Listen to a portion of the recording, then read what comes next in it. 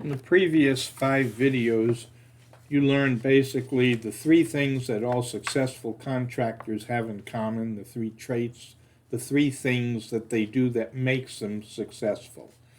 We also learned about the importance of an accurate overhead and how to apply it, how to calculate an accurate overhead rate, how to apply it to our direct labor so that we can account for overhead correctly.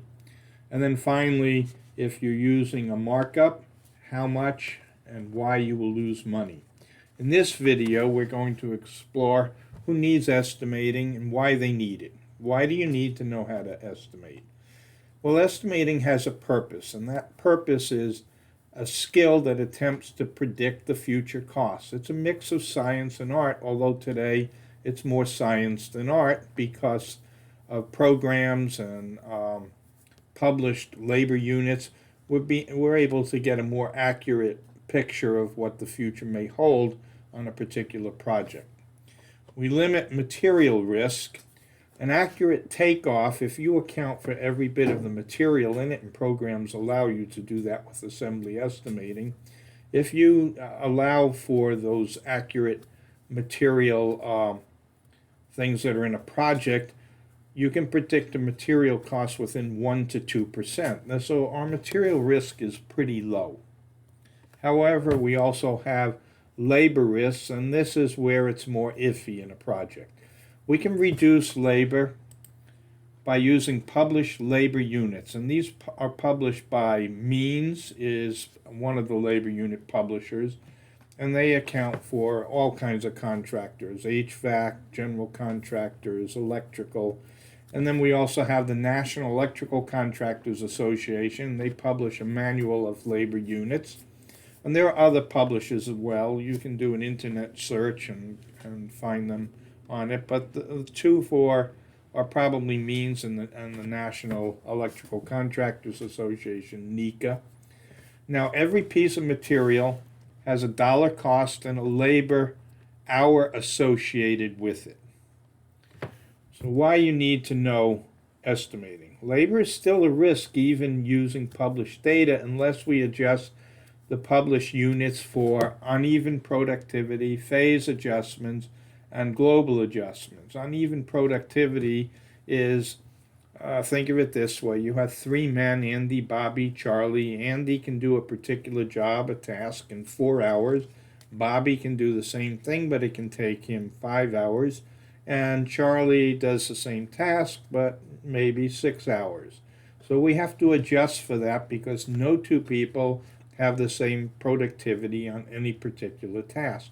In fact, you may take a task and you may take a helper who's able to do one particular task faster than even experienced journeymen and foremen. So it really doesn't matter. So the thing is that you need to find out what your men are capable of, measure them, and make sure that they do the tasks that they're efficient at. Phase adjustments you can think of this way. It's like one room out of a whole structure or building that you're doing. Maybe all the rooms have a 9-foot ceiling for hanging lights, but one particular room has a 15-foot ceiling.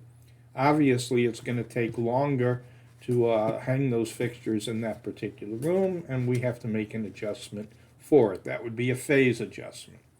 A global adjustment is over the whole project. For example, the job is far away and there's a lot of travel costs involved in getting to it. Perhaps it's in a neighborhood that has a lot of theft and you need to protect things. Or it could be the weather, too hot or too cold. These will affect things, snowing, rain, all that affects the whole job. Adjustments can be, by the way, positive or negative. Difficulty, phase or global, is positive. If it takes longer to do something because of the difficulty of the job, perhaps it's not open wall, it's closed wall, and you have to fish wires in, that would be difficult. But we also have repetitive work, which would be negative. Negative means that your men can get the job done faster than what the published units say. For example, let's say we have a building and it's a multi-story building and every floor is exactly the same.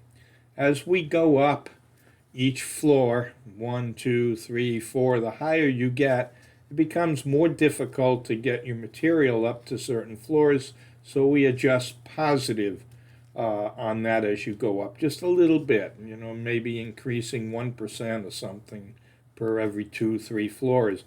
But at the same time, because each floor is the same, it's a repetitive work, actually that's negative because now your men are getting more efficient, they know how to do it, they know what mistakes they made, they're not making it, so you can adjust your labor units down. Finally, who needs to know? Well, all types of contractors naturally need to know how to estimate. Electrical, general, HVACR, heating, ventilating, air conditioning, and refrigeration, trenching, concrete, paving, steel. These all need to know. But we also have the men that should need to know how to estimate. Journeymen should be able to give a boss an estimate of time and material for additional work on a job. Helpers should need to estimate as part of their training so that as they move up in their career, they're prepared to move into other slots. Women actually make some of the best estimators, and the reason why is they are perfectionists, generally as a class, and they're also detailed oriented. In estimating, you can't afford to drop the details. Maybe they don't know the material that goes into something, but once they know an assembly, and that is on the print, they're able to just take those assemblies and add it into the estimate. And someone who has the skill of saying what's in a receptacle box, how many the receptacles that's in it, the screws, the wire nuts, the tape, the plaster rings, the boxes, the mounting screws, the connectors, all these things is made up into an assembly. A estimator then only has to take off those assemblies. If there's 100 of them, they say 100, and every piece of material is accounted for and multiplied by that factor of 100.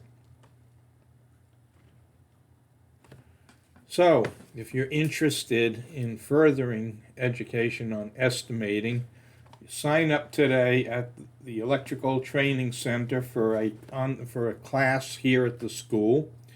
Or, if you're not in this geographic location, you can order an estimating book by me, Thomas Gardega, for only $45, here also at the Electrical Training Center. Or you can order the program by myself, Thomas Gardega, for only $225 here at the Electrical Training Center. And in that program and in that textbook, I'll teach you many, many detailed things on how to adjust for uneven productivity, how to account for burdened labor, how to adjust your labor units, and you'll learn a whole lot more. So please consider it. Thank you.